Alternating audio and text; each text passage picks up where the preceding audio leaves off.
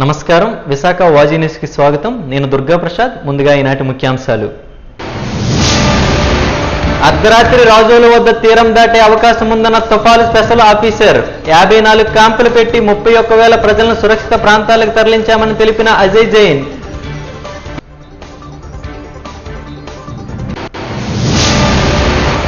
మోంతా తుఫాన్ నేపథ్యంలో వివిధ ప్రదేశాల్లో పర్యటించిన ప్రజాప్రతినిధులు, అధికారులు. ప్రజా సంక్షేమమే లక్ష్యంగా క్షణక్షణం అప్రమత్తంగా సాగిన యంత్రాంగం.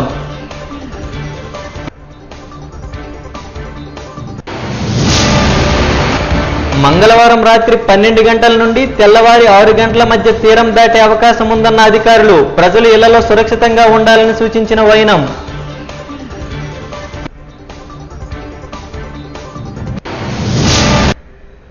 ఇక డీటెయిల్స్ చూద్దాం. మోంతా తుఫాన్ తీరం దాటే సమయంలో ప్రజలు మరింత అప్రమత్తంగా ఉండాలని cyclone special officer Ajay Jain, collector Harinder Prasad, MP శ్రీభరత్లు సూచించారు. కలెక్టరేట్ వీసీ హాల్లో వారు మీడియా సమావేశంలో మాట్లాడారు. ప్రస్తుతం కాకినాడకు 120 కిలోమీటర్ల దూరంలో తుఫాన్ కేంద్రీకృతమై ఉందని, మంగళవారం అర్ధరాత్రికి రాజోలు వద్ద తీరం దాటే అవకాశం ఉన్నట్టు తెలిపారు. ఇప్పటి వరకు వర్షం మాత్రమే కురిసిందని, తుఫాన్ తీరం దాటే సమయంలో బలమైన గాలులు వేస్తాయని చెప్పారు. ఆ సమయంలో ఎక్కువ ప్రభావం చూపే అవకాశం ఉన్నందున ప్రజలు ఎట్టి పరిస్థితుల్లోనూ ఇళ్లు దాటి బయటికి రాకుండా ఉండటమే శ్రేయస్కరమని స్పష్టం చేశారు. తుఫాన్ తీరం దాటేటప్పుడు ఆ ప్రభావం కోనసీమ, ఏలూరు, కాకినాడ, వెస్ట్ గోదావరి జిల్లాలపై ఎక్కువగా ఉంటుందని తెలిపారు. ఇప్పటి వరకు తుఫాను ప్రభావిత జిల్లాల్లో 554 క్యాంపులు పెట్టి 31,000 మంది ప్రజలను సురక్షిత ప్రాంతాలకు తరలించినట్టు తెలిపారు. మనకు కాకినాడ నుంచి 120 కిలోమీటర్స్ దూరంగా ఉంది. సౌత్ ఈస్ట్ డైరెక్షన్ లో, నార్త్ వెస్ట్ డైరెక్షన్ లో మూవ్ అవుతా ఉంది 15 కిలోమీటర్స్ పర్ అవర్ తో.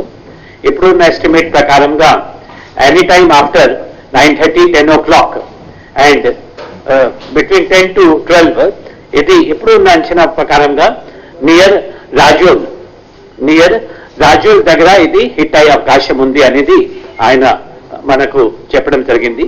ముఖ్యంగా affected districts will be Konaseema, Kakinada, తర్వాత వెస్ట్ గోదావరి, ఏలూరు, ఇక్కడ ఎక్కువ ఇంపాక్ట్ ఉంటుంది.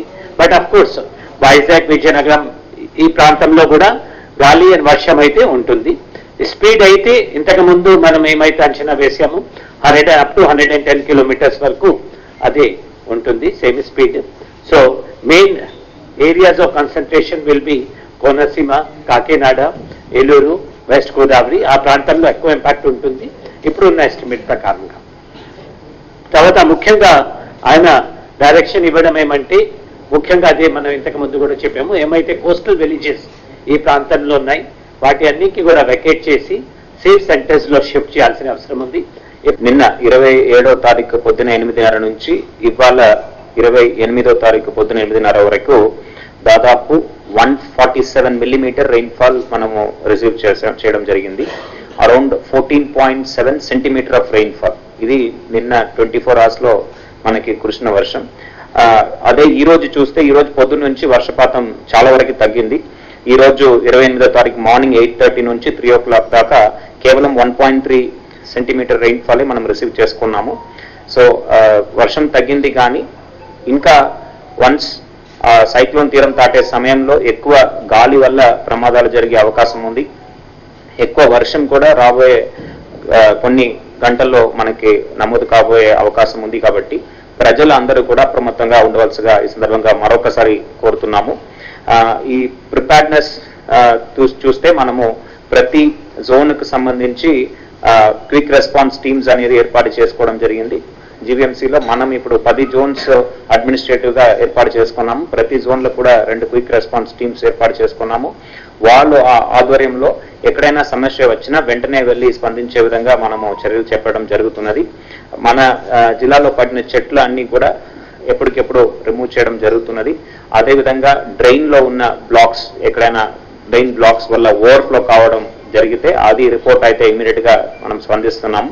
అదేవిధంగా కొండవాళ్ళు ప్రాంతాలు, మాధవధార కావచ్చు, సీతంధార కావచ్చు, ఇతర ప్రాంతాలు కావచ్చు, అక్కడ ఉన్న ప్రజల గురించి సచివాలయ సిబ్బంది తెలుసుకొని వాళ్ళని వెంటనే పక్కన వాళ్ళకు సేఫ్ గా వాళ్ళు బంధువుల ఇంట్లో కానీ లేకపోతే రిలీఫ్ క్యాంప్లో కానీ, ఇప్పుడే సార్ చెప్పడం జరిగింది, దాదాపు 8 రిలీఫ్ క్యాంప్ ఫంక్షన్ గా ఉన్నాయి. 140 మెంబర్స్ మనము అక్కడ రీహాబిలిటేట్ చేయడం జరిగింది.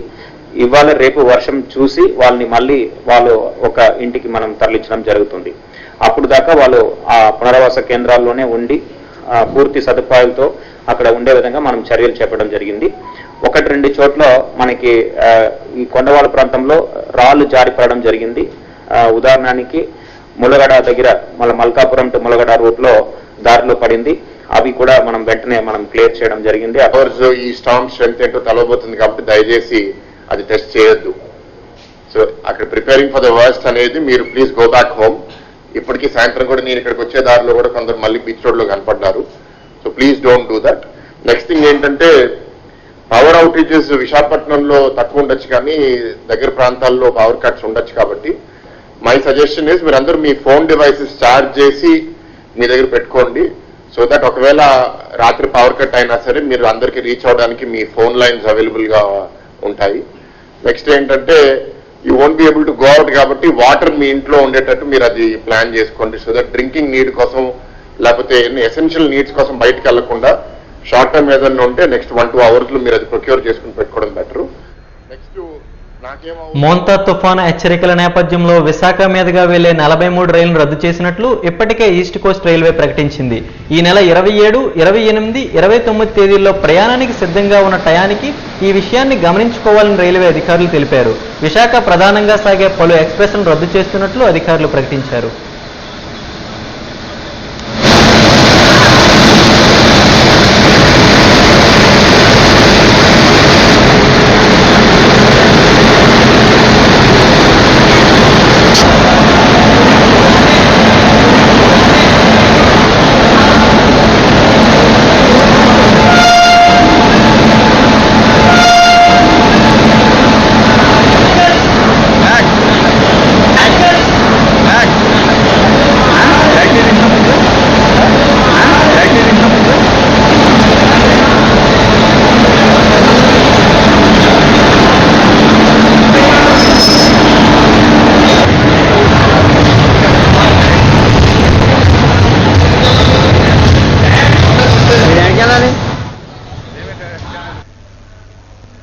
వ్యర్థాల ఉత్పత్తిని వీలైనంత వరకు నియంత్రించాలని, అది ప్రజల భాగస్వామ్యం చైతన్యవంతంతోనే సాధ్యమని ఏయూ మాజీ రిజిస్ట్రార్ పర్యావరణ విభాగం రిటైర్డ్ ప్రొఫెసర్ బైరాగిరెడ్డి తెలిపారు.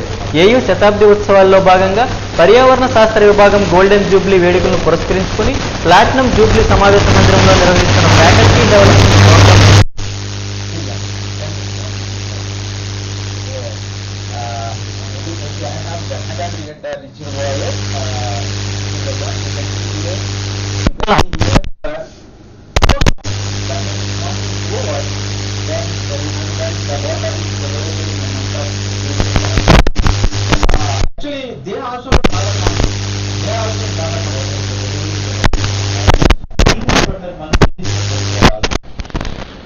ఎన్విరాన్మెంటల్ సైన్స్ అనేది ప్రజెంట్ ఎవరు మాట్లాడినా దీని గురించే మాట్లాడుకోవాలి. ఎందుకంటే అన్నీ కూడాను ఈ రిసోర్సెస్ అన్నీ కూడాను పాపులేషన్ ప్రెషర్ వలన డే బై డే తగ్గిపోతున్నాయి. దాని గురించి ఈ ఎన్విరాన్మెంటల్ అవేర్నెస్ అనేది క్రియేట్ చేస్తానికి డిఫరెంట్ టాపిక్స్ మీద ఈ యంగర్ పీపుల్ని ఎడ్యుకేట్ చేస్తానికి ఈ 5 డే ప్రోగ్రాం వీళ్ళు మన డిపార్ట్మెంట్ తరఫున అరేంజ్ చేయడం జరిగింది.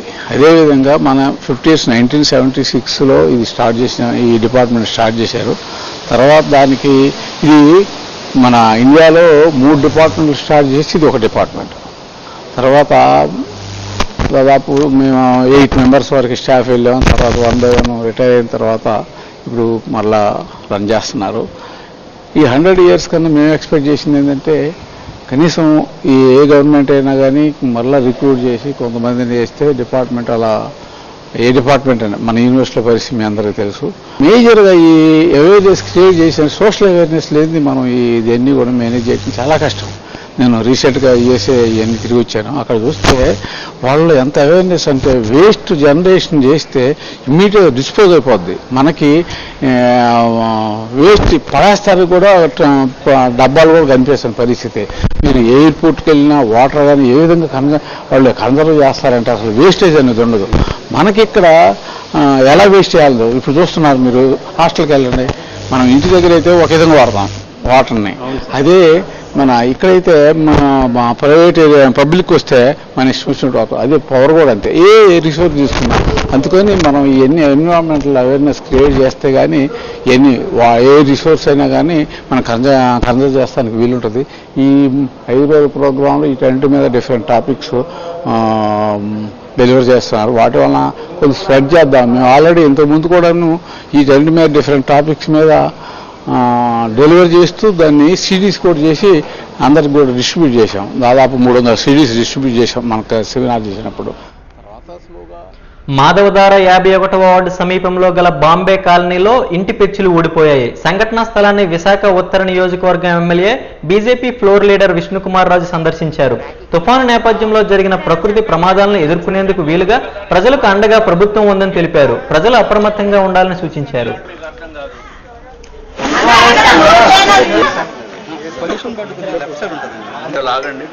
వినండి. అందరికీ నెక్స్ట్ ఏంటంటే జాయింట్ కమిషనర్ గారు ఏమన్నారంటే మాకేంటి అవసరం అమ్మా మేము చేయడానికి. నేను భారతీయ జనతా పార్టీ శాసన సభ పక్ష నేత. ఈ రాష్ట్రంలో ఇక్కడ కదిలితే మళ్ళీ మీకు ఇల్లు ఇస్తారా లేదా? ఈరోజు 51వ వార్డులో ఏదైతే బాంబే కాలనీ ఉందో ఇక్కడ దీంట్లో సుమారు 84 మంది నివసిస్తున్నారు.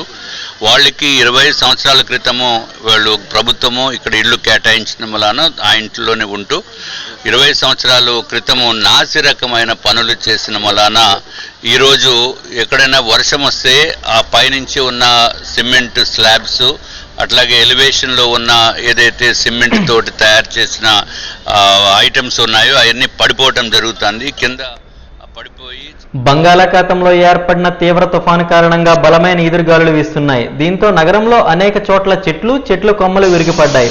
ఇవి చాలా చోట్లపై పడటంతో వాహనదారులకు ప్రజలకు ఇబ్బందికరంగా మారాయి. Cyclone special officer Ajay Jain, collector Harinder Prasad, GVMC commissioner Ketan Garg ఆదేశాల మేరకు జీవీఎంసీ ప్రజారోగ్య ఉద్యానవన విభాగాల సిబ్బంది రోడ్లకు అడ్డంగా పడి ఉన్న చెట్లు కొమ్మలను తొలగించే పనిలో నిమగ్నమై ఉన్నారు.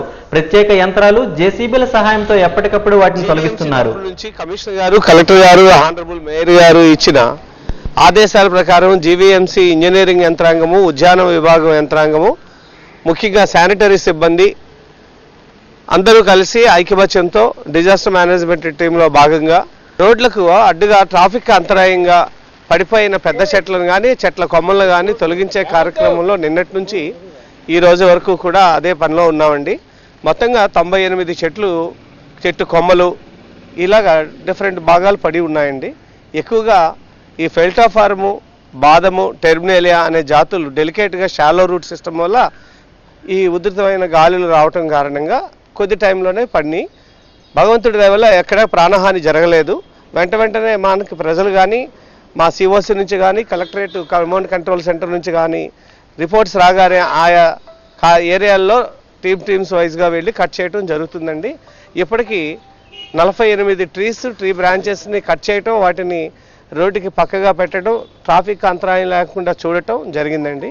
మన కమిషనర్ గారు మరియు మన మేయర్ గారు, కలెక్టర్ గారు ఆదేశాల మేరకు మా public health team with the coordination of horticulture, NDRF అలాగే ఫైర్ సిబ్బందితో వీళ్ళందరితో కోఆర్డినేట్ చేసుకొని మా జోన్ 3లో మొత్తం అన్ని వార్డులు కూడా తిరగడం జరిగింది. సుమారుగా 28 చెట్లు ఇంతవరకు కూడా పెద్ద చెట్లు పడడం జరిగింది. 26 చోట్ల కూడా మా కమిషనర్ గారి ఆదేశాల మేరకు ప్రతి చోటికి కూడా ఒక జేసీబీ పడిన దగ్గరికి ఒక జేసీబీ పంపించడము, అక్కడ క్లియర్ చేయించడము, అలాగే అవసరమైన దగ్గరికి కట్టర్స్ని పంపించడము, ఫైర్ సిబ్బంది కూడా ఇస్తున్నారు కట్టర్లు, వాళ్ళు కూడా వచ్చారు, వాళ్ళు కూడా చేస్తున్నారు. అలాగే మా హార్టికల్చర్ నుంచి కూడా 3 టీంలు ఇచ్చారు. ఆ 3 టీంలు కూడా 3 చోట్లకు పంపించడం జరిగింది. ఇలాగ ఒక 5-6 టీంలు కటింగ్ టీంలు కూడా వాళ్ళకి పనిచేస్తున్నాయి. అలాగే మా జేసీబీస్ కూడా ఇంచుమించుగా 4-5 జేసీబీలు, మాకు 5 జేసీబీలు కూడా పనిచేస్తున్నాయి. ఒక్కొక్క దగ్గరికి ఒక్కొక్క డీసెంట్రలైజ్ చేశాము. అక్కడ కూడా పడిన వెంటనే ఒక హాఫ్ అన్ అవర్ మ్యాక్సిమం 1 అవర్లో క్లియర్ చేస్తున్నాము. మా డిపార్ట్మెంట్ నుంచి మా కమిషనర్ గారి ఆదేశాల మేరకు మేము మా మేయర్ గారి ఆదేశాల మేరకు నిన్నటి నుంచి కూడా పనిచేస్తున్నాము, ఎక్కడ క్లియర్ చేస్తున్నాము. మోంతా తుఫాను కారణంగా విశాఖలో ఏకదాటిగా వర్షం కురుస్తోంది. సోమవారం సాయంత్రం నుంచి ఆకాశం చిల్లిపడిందా అన్నట్టు కుండపోతగా వర్షం దంచికొట్టింది. దీంతో నగరవాసులు ఇళ్లకే పరిమితం కావాల్సింది. కాగా మంగళవారం పగటి వేళ వింత వాతావరణం నెలకొంది. భానుడు వరుణుడు ఒకరికొకరు పోటీ పడ్డట్టు అప్పుడే వర్షం, అంతలోనే ఎండ ఉన్నట్టుండి ఈ ఎండ వాన రెండూ ఒకేసారి ఉంటూ నగరవాసులకు వింత అనుభూతిని రుచి చూపించాయి. కాగా అధికారులు, యంత్రాంగం హెచ్చరికల నేపథ్యంలో అత్యవసరమైతే తప్ప ప్రజలు ఇళ్లకే పరిమితమయ్యారు. కుండపోత వర్షానికి లోతట్టు ప్రాంతాలు జలమయం కావడంతో స్థానికులు చాలా ఇబ్బంది పడ్డారు. కొండవాలు ప్రాంతాల్లో ప్రజలు కొండ చర్యలు బారిన పడకుండా సమీప పాఠశాల, సామాజిక భవనాల్లో ఏర్పాటు చేసిన వసతి ప్రదేశాలకు తరలించి యంత్రాంగం అవసరమైన సదుపాయాలు కల్పించారు.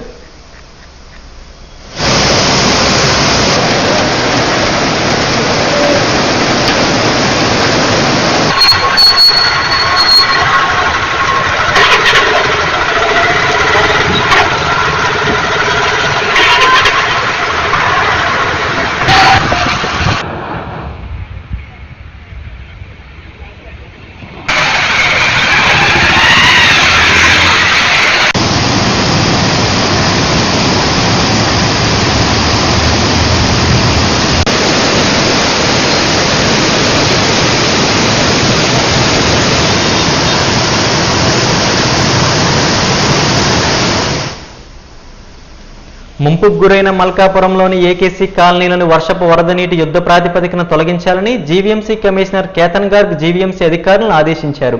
మంగళవారం ఆయన మోంతా తుఫాన్ కారణంగా ముంపుకు గురైన 5వ జోన్ 40వ వార్డు పరిధిలోని మల్కాపురంలోని ఏకేసీ కాలనీలో పశ్చిమ నియోజకవర్గం శాసనసభ్యులు గణబాబుతో కలిసి పర్యటించారు. ఈ సందర్భంగా పశ్చిమ నియోజకవర్గం శాసనసభ్యులు మాట్లాడుతూ ప్రతి సంవత్సరం వర్షాకాలంలో ఏకేసీ కాలనీ ముంపుకు గురవుతుందని, దీనికి శాశ్వత పరిష్కారం చేయాలని శాసనసభ్యులు జీవీఎంసీ కమిషనర్ని కోరారు. కాలనీలో పాటు ప్రధాన రహదారి ముంపుకు గురవుతుందని, తక్షణమే వరద నీటిని తొలగించే ప్రక్రియ జీవీఎంసీ యంత్రాంగం చేపట్టిందని తెలిపారు. అవసరమైతే కాలనీ వాసులను పునరావాస కేంద్రాలకు తరలిస్తామని శాసనసభ్యులు తెలిపారు.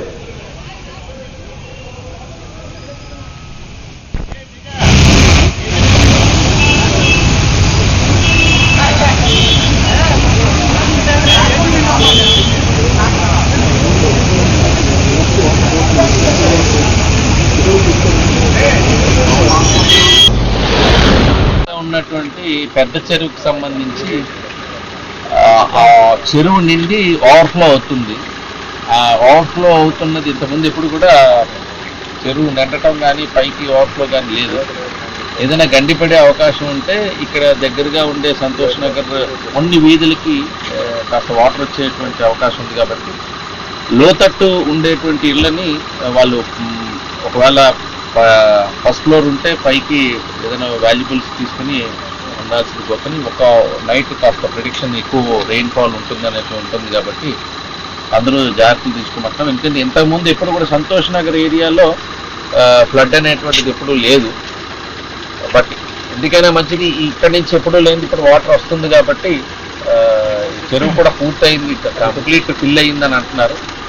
సో ఇప్పుడు ఈ నైట్ అంతా కానీ కేవలం ప్రజలు సురక్షిత ప్రాంతాలకు వెళ్ళేటువంటి ప్రయత్నమే ప్రశ్న చేయాలి. ఎందుకంటే ఈ తుఫాన్ ప్రపంచ స్ట్రోక్ దినోత్సవం పురస్కరించుకుని మెడికవర్ హాస్పిటల్ ఆధ్వర్యంలో ప్రతి నిమిషం లెక్కించబడుతుంది అనే పేరుతో ఒక ప్రత్యేక అవగాహన కార్యక్రమం నిర్వహించారు. ఈ సందర్భంగా SAST అనే థీమ్ని ఈ సంవత్సరం ప్రపంచం మొత్తం అవగాహన కార్యక్రమాలు చేపట్టామని తెలిపారు.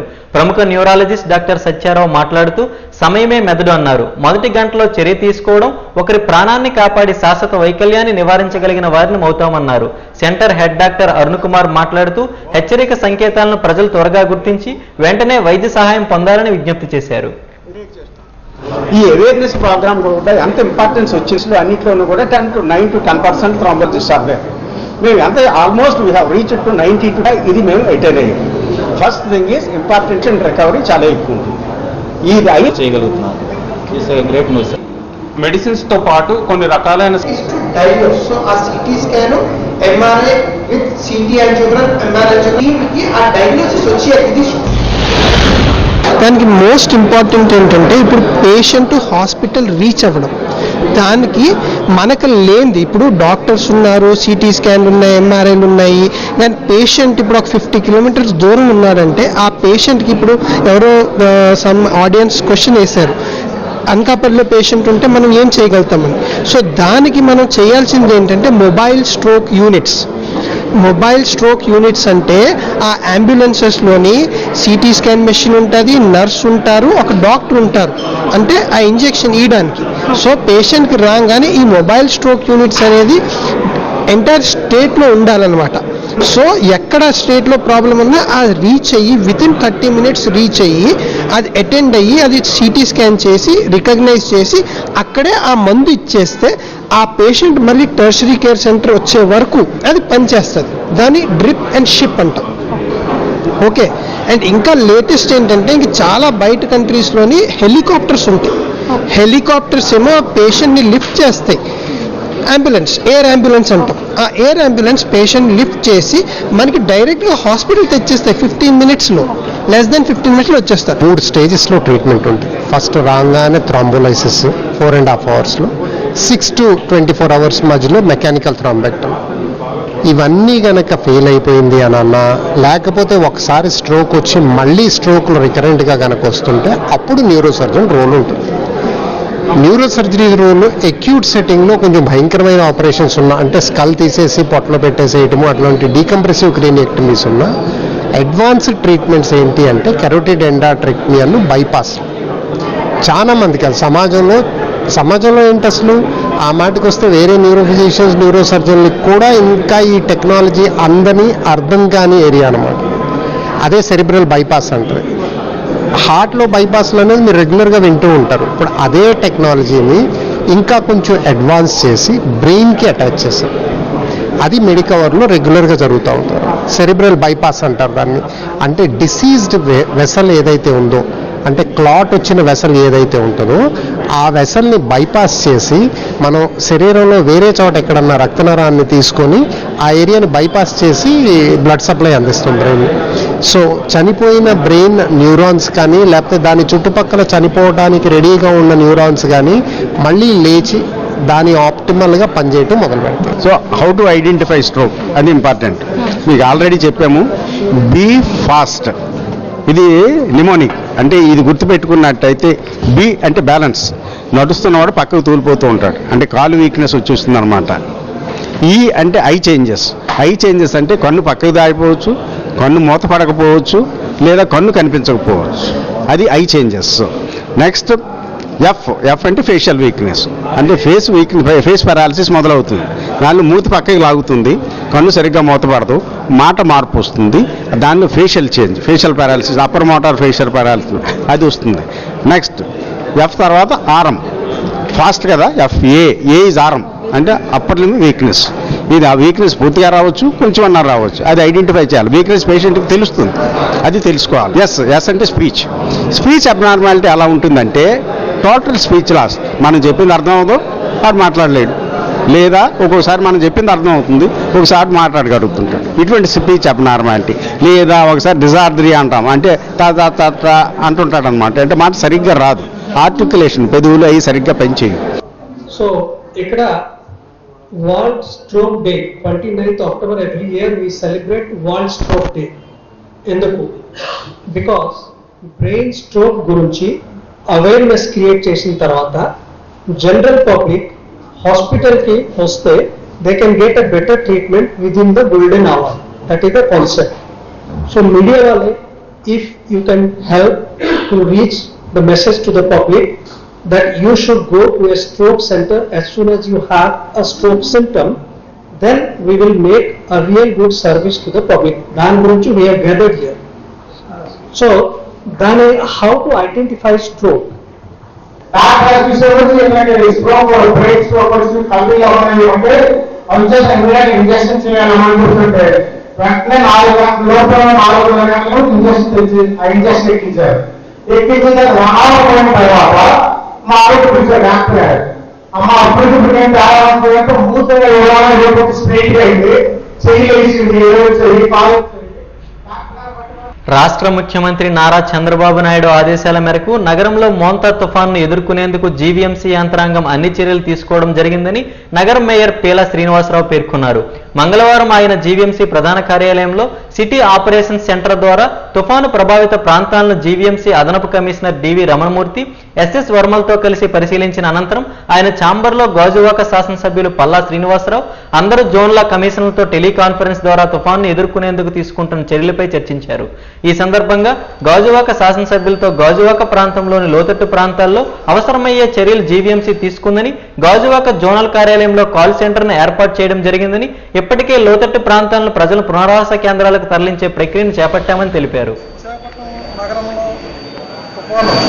తుఫాన్ని ఎదుర్కోవడానికి అన్ని ఏర్పాట్లు చేసుకోవడం జరిగింది. ముఖ్యంగా మేము భయపడేది కొండవాళ్ళ ప్రాంతాల్లో మట్టి పడి జారిపడడం, లేదా రాళ్ళు పడడం, లేదా ఇల్లు జారిపడడం. అదేవిధంగా కాలువలు పొంగి కొన్ని ఇళ్లలోంచి నీళ్లు రావడం, కాలువలు పొంగి రోడ్లు మునిగిపోవడం, ఈ రెండు ప్రధానమైన చర్చగా మేము భావిస్తున్నాం. దానికి మేము పూర్తి ఏర్పాటు చేయడం జరిగింది. ఒకటి, ప్రతి జోన్లోనూ రెండు ర్యాపిడ్ యాక్షన్ టీమ్స్ ఏర్పాటు చేయడం జరిగింది. ప్రతి టీంలోనూ 20 మంది మనుషులతో సుశిక్షితులైన యువకులైన ఉద్యోగస్తులతో మేము ర్యాపిడ్ యాక్షన్ టీమ్స్ ఏర్పాటు చేయడం జరిగింది. వాళ్ళు ఏ పరిస్థితుల్లో ఉన్నా, ఏ టైంలోనైనా సరే వాళ్ళు ప్రతిస్పందిస్తారో అతి తక్కువ సమయంలో ప్రతిస్పందించే విధంగా ఏర్పాటు చేయడం జరిగింది. అదేవిధంగా రిలీఫ్ సెంటర్స్, ఇప్పుడు ముఖ్యంగా ఈ కొండవాళ్ళ ప్రాంతాల్లో కానీ, ఇళ్లలోంచి నీళ్ళు వచ్చే కాలనీస్లో కానీ అందరినీ మహిళలను వృద్ధుల్ని ముందుగా రిలీఫ్ సెంటర్స్కి తరలిస్తున్నాం. ఆల్రెడీ ఈ రోజుకి కొన్ని రిలీఫ్ సెంటర్స్ ప్రతి జోన్లోనూ ఏర్పాటు చేయడం జరిగింది. ఇంకా ఈ సాయంత్రానికి తుఫాను తీరాన్ని దాటినప్పుడు ఇంకా ఎక్కువ వర్షాలు, ఎక్కువ గాలులు వస్తాయని ఊహించి ప్రతి జోన్లోనూ కనీసం 10 రిలీఫ్ సెంటర్స్ ఏర్పాటు చేయడం జరుగుతుంది. నైట్ విజిట్ ఎందుకంటే చేసాం, 24 hours అధికారులందరూ స్పందించాలని ఒక భాగంలో నైట్ కూడా కొన్ని ఏరియాల్లో ఇబ్బంది పడే పరిస్థితులు వస్తున్నప్పుడు ఏ విధంగా స్పందించాలని నిర్ణయం తీసుకున్నందుకు ఇప్పటికే వెహికల్స్ కానీ అన్నీ రెడీ చేసుకుని ఉన్నాం. లేబర్ కూడా ఏదైతే ఉన్నారో వాళ్ళు కూడా ఫుల్ పేజీగా పెట్టాం.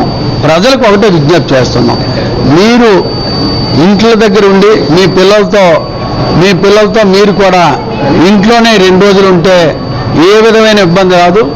దీంట్లో భాగంగా రాష్ట్ర తెలుగుదేశం పార్టీ అధ్యక్షులు గాజువాక ఎమ్మెల్యే పల్లా శ్రీనివాసరావు యారాడ ప్రాంతంలో ఇరిగిపోయిన కొండ చర్యలు, లోతట్టు ప్రాంతాల్లో నిల్వ ఉన్న వర్షపు నీరు, డ్రైనేజ్ వాటర్ ఓవర్ఫ్లో అవుతున్న ప్రాంతాలను మరియు ఇతర ప్రభావిత ప్రాంతాలను ప్రత్యక్షంగా పరిశీలించి బాధితులను పరామర్శించారు.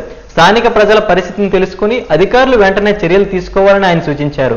ప్రభావిత ప్రాంతాల్లో పర్యటించిన అనంతరం అధికారులతో నిర్వహించిన సమీక్ష సమావేశంలో పల్లా శ్రీనివాసరావు మాట్లాడుతూ మోంతా తుఫాన్ ఉగ్రరూపం దాల్చబోతున్నందున రాబోవు 24 గంటలు అత్యంత కీలకంగా మారాయని తెలిపారు. తీర ప్రాంతాల్లో బలమైన గాలులు, భారీ వర్షాలు విస్తరించే అవకాశం ఉన్నందున ప్రజలంతా అప్రమత్తంగా ఉండి అవసరం లేని బయటికి వెళ్లడాన్ని నివారించాలన్నారు.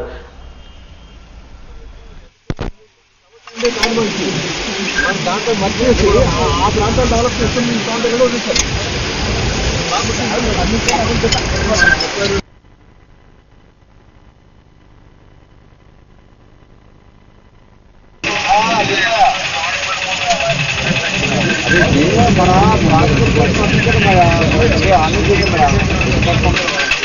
గారిలో కూడా చేసి ఉందా చూస్తాం.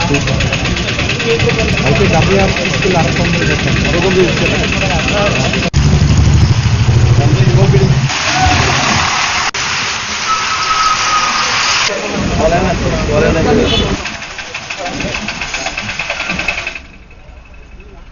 ఆరిలోవ 12వ వార్డు క్రాంతినగర్లో కొండ చిలువ కలకలం సృష్టించింది. ఇళ్లను ఆనుకుని ప్రవహిస్తున్న డ్రైనేజీలోంచి వచ్చి ఓ గోడ సందులోకి దూరింది. ఇది గమనించిన స్థానికులు భయంతో పరుగులు తీశారు.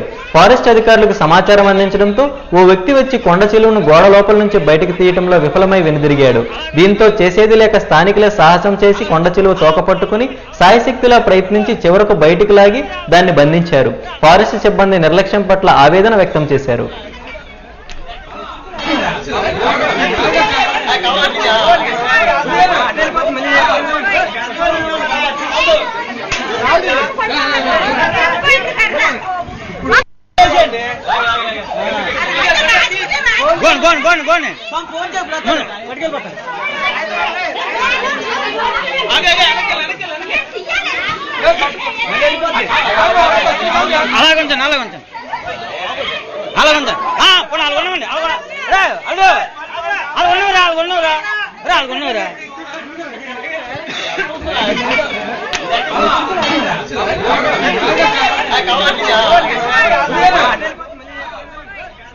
తుఫాను కారణంగా ఆకాశానికి చిల్లు పడిందా అన్నట్టుగా విశాఖలో బోరున కుండపోత వర్షం కురుస్తోంది.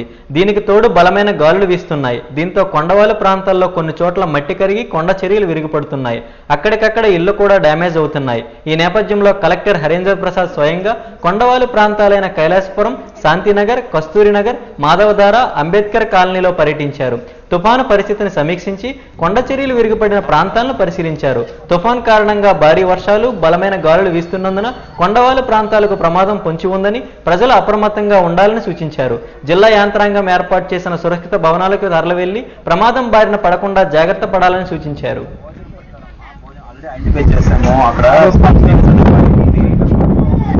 ఏర్పాటు చేస్తాను, మంచినీళ్ళు ఉంది, భోజనాలు ఏర్పాటు చేస్తాం. మీరు అనుకున్న 4 రోజులు చేస్తాం ఖచ్చితంగా. రోడ్డు మనం పై మనకు మాత్రం చాలా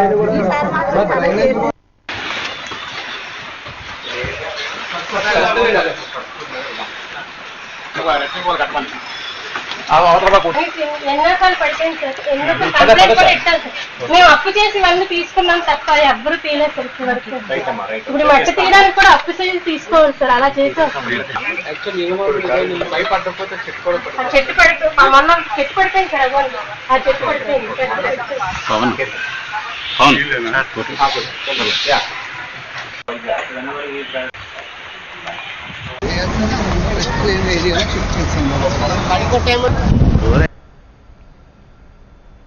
తుఫాను ప్రభావంతో సముద్రం ఉగ్రరూపం దాల్చింది. కెరటాలు ఉవ్వెత్తున ఎగిసిపడుతున్నాయి. సముద్రం అలజడిగా మారింది. ఈ నేపథ్యంలో జిల్లా యంత్రాంగం RK beach, Rushikonda beach, Bheemili beach, Erada బీచ్ల్లో సందర్శకుల ప్రవేశాన్ని నిషేధించింది. బోరు వర్షము, తీరం వెంబడి బలమైన గాలులు వీస్తుండటంతో బీచ్ల్లో ఎవరూ సంచరించకుండా పోలీసులు, coast guard, GVMC life guard సిబ్బంది పహారా కాస్తున్నారు. సందర్శకులెవరూ తీరం ఒడ్డున అలలకు సమీపంలో వెళ్లకుండా కట్టడి చేస్తున్నారు. ఈలలు వేస్తూ హెచ్చరిస్తున్నారు. దీంతో సందర్శకులు దూరం నుండి బీచ్ రోడ్డుకు ఆనుకుని ఉన్న గోడలపై నుండే తీర అందాలను తిలకిస్తూ ఆనందిస్తున్నారు. తుఫాను కారణంగా సముద్రం అలజడిగా ఉన్నందున మత్స్యకారులు వేటకు వెళ్లరాదని, సందర్శకులు బీచ్లోకి మొండిగా ప్రవేశించి ప్రాణాల మీదకు తెచ్చుకోవద్దని కలెక్టర్ హరేంద్ర ప్రసాద్ సూచించారు.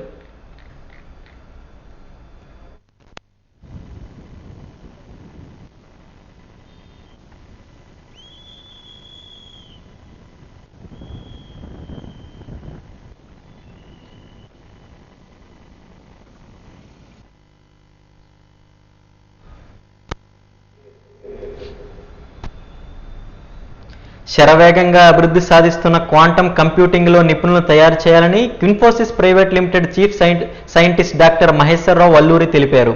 ఆంధ్ర విశ్వవిద్యాలయం శతాబ్ది ఉత్సవాల్లో భాగంగా మ్యాథమెటిక్స్ విభాగం ఆధ్వర్యంలో ఆ విభాగం సమావేశ మందిరంలో 5 రోజుల పాటు నిర్వహిస్తున్న quantum computing, communication protocols and cryptography 2వ రోజు వర్క్షాప్లో ఆయన ముఖ్య వక్తగా పాల్గొని ప్రసంగించారు. కొద్ది కాలంలోనే క్వాంటమ్ కంప్యూటింగ్ ఎంతగానో అభివృద్ధి సాధిస్తుందని, ప్రపంచవ్యాప్తంగా ఈ రంగానికి ప్రాధాన్యత పెరుగుతోందని చెప్పారు. విభిన్న శాస్త్రాలకు సంబంధించిన అంశాలను క్వాంటమ్ కంప్యూటర్ ఉపయుక్తంగా నిలుస్తుందని తెలిపారు. Circuits consists of control G gate, control X gate, control G gate, short gate, open gate. The way it looks like a quantum circuit. Measure. I am going to demonstrate this using IBM. Andhra university centenary celebrations సందర్భంగా ఇప్పుడు trending emerging field quantum computing కాబట్టి దాంట్లో workshops పెట్టమని మాకు చెప్పడంతో VC గారు వాళ్ళ ప్రోద్బలంతో మేము we are conducting 5-day workshop on quantum computing and communication protocols and cryptography. దీనికి మాకు Andhra Pradesh government national quantum mission proposals submit చేయమని చెప్పి మాకు ప్రోత్సాహం ఇవ్వడంతో ఆ సందర్భంలో మనము ఈ ఫీల్డ్లో ఉన్న ఎక్స్పర్ట్స్ని మనము కలవగలిగాము. సో ఆ సందర్భంలో కలిసిన ప్రొఫెసర్ మహేశ్వరరావు గారు వల్లూరి అన్న ఆయనతోటి మేము కోఆర్డినేట్ చేసుకుని ఈ ఒక వర్క్షాప్ని ఈ యూనివర్సిటీలో ఈ 27-31 అక్టోబర్ తేదీల్లో కండక్ట్ చేసుకుంటున్నాము. నిన్న మాకు ఇనాగరల్ అయ్యింది. I'm the speaker for this workshop and where we are training young minds, students, researchers and academicians వీళ్ళందరినీ ట్రైన్ చేయడానికి వచ్చామండి. Importance of this workshop quantum computing, quantum communication protocols and cryptographic protocols, వీటి మీద మా presentation ఉంటుంది. And వీటి వల్ల benefit ఏంటంటే ఈరోజు ఇండస్ట్రీలో జాబ్స్ బాగున్నాయి క్వాంటమ్ టెక్నాలజీస్కి. ఇది న్యూ టెక్నాలజీ. మా కంపెనీస్ ఫోకస్ కూడా క్వాంటమ్ టెక్నాలజీసే. మేము మ్యాన్ పవర్ కోసం చూస్తున్నాము, మ్యాన్ పవర్ దొరకట్లేదు. Across India same situation. ఇలాంటి వర్క్షాప్స్ ద్వారా మేము మోటివేట్ చేసి స్టూడెంట్స్ని కానీ రీసెర్చర్స్ కానీ మ్యాన్ పవర్ బిల్డ్ చేస్తే ఇండస్ట్రీ బిల్డ్ అయిపోతుంది. అది మన ఇంటెన్షన్. పశ్చిమ బంగాళాఖాతంలోని నిన్నటి తుఫాను మోంతా మంగళవారం ఉదయానికి తీవ్ర తుఫానుగా పరిణామం చెందింది. ఇది ప్రస్తుతానికి మచిలీపట్నానికి 110 కిలోమీటర్ల దూరంలోను, విశాఖపట్నంకి 280 కిలోమీటర్లు, కాకినాడకి 190 కిలోమీటర్లు, ఒరిస్సాలోని గోపాల్పూర్కు 400 కిలోమీటర్ల దూరంలో కేంద్రీకృతమై ఉంది. ఇది రాబో కొన్ని గంటల్లో ఉత్తర వాయువ్య దిశలోనే పయనించి మంగళవారం సాయంత్రం లేదా మధ్యరాత్రి మధ్యలో కాకినాడ తీరానికి సమీపంలో తీరాన్ని తాకవచ్చు. ఆ సమయంలో గాలుల తీరం వెంబడి 90 నుంచి 100 కిలోమీటర్లు, గరిష్టంగా 110 కిలోమీటర్ల వేగం ఉండే అవకాశం ఉంది. ఈ నేపథ్యంలో ప్రజలు అప్రమత్తంగా ఉండాలని సూచించారు. మత్స్యకారులు మరో 4 రోజుల పాటు వేటకు వెళ్లవద్దని హెచ్చరించారు. కాకినాడ తీరంలో సాధారణం కన్నా 1 మీటర్ ఎత్తులో ఒప్పెసిన ఎగిసిపడే అవకాశం ఉన్నట్టు విశాఖ తుఫాను హెచ్చరికల కేంద్రం అధికారి జగన్నాథ్ కుమార్ తెలిపారు. సైక్లోన్ లేదా తుఫానుగా అవతరించింది. అది ప్రస్తుతానికి మచిలీపట్నానికి 110 కిలోమీటర్ల దూరంలోను, కాకినాడకు 190 కిలోమీటర్ల దూరంలోను, విశాఖపట్నానికి 280 కిలోమీటర్ల దూరంలోను, ఒరిస్సాలోని గోపాల్పూర్కు 410 కిలోమీటర్ల దూరంలోను ఉన్నది. ఇది రాబోయే కొన్ని గంటలలో ఉత్తర వాయువ్య దిశలో పయనించి ఈరోజు సాయంత్రం లేదా మధ్యరాత్రి మధ్యలో కాకినాడ తీరానికి సమీపంలో తీరాన్ని తాకవచ్చు. ఇది తీరాన్ని తాకేటప్పుడు తీవ్ర తుఫానుగానే తాకే అవకాశం ఉంది. ఆ సమయంలో గాలులు 90 నుంచి 100, గరిష్టంగా 110 కిలోమీటర్ల వరకు ఉండే అవకాశం ఉంది. కాకినాడ పరిసర ప్రాంతాలలో సాధారణ అలల కన్నా 1 మీటరు రమారమి ఉప్పెన ఎగసి పడే అవకాశం ఉన్నది. ఇక ఈ ప్రాంతాల చుట్టుప్రక్కల కొంత తటీయ వర్షం యొక్క ఎద్దడి ఉండే అవకాశం ఉన్నది. అంటే నీరు నిలిచే అవకాశం లేదా సముద్రపు నీరు లోపలికి ప్రవేశించే అవకాశం కూడా ఉన్నది.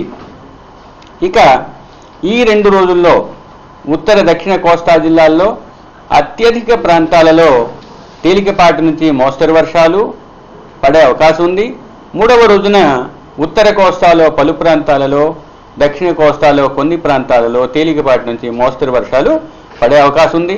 అతి ముఖ్యంగా ఈరోజు గమనించాల్సిన విషయం, శ్రీకాకుళం నుంచి తిరుపతి వరకు ఉన్న కోస్తా జిల్లాలన్నింటిలో, అంటే పశ్చిమ తూర్పు కోస్తా జిల్లాలన్నింటిలో కూడా భారీ నుంచి అతి భారీ, కొన్ని చోట్ల అత్యంత భారీ 1-2 చోట్ల పడే అవకాశం ఉంది. వాజీ న్యూస్ ముగించే ముందు ముఖ్యాంశాలు మరొకసారి. అర్ధరాత్రి రాజోలు వద్ద తీరం దాటే అవకాశం ఉందన్న తుఫాన్ స్పెషల్ ఆఫీసర్.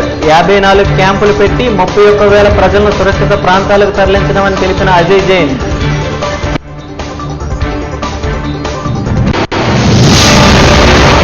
మోంతా తుఫాన్ నేపథ్యంలో వివిధ ప్రదేశాల్లో పర్యటించిన ప్రజాప్రతినిధులు, అధికారులు. ప్రజా సంక్షేమమే లక్ష్యంగా క్షణక్షణం అప్రమత్తంగా సాగిన యంత్రాంగం.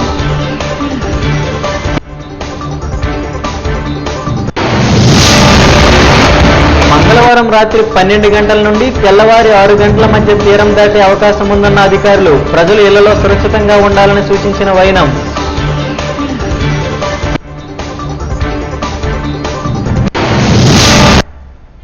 వాజీ న్యూస్ ఇంతటితో సమాప్తం. నమస్కారం.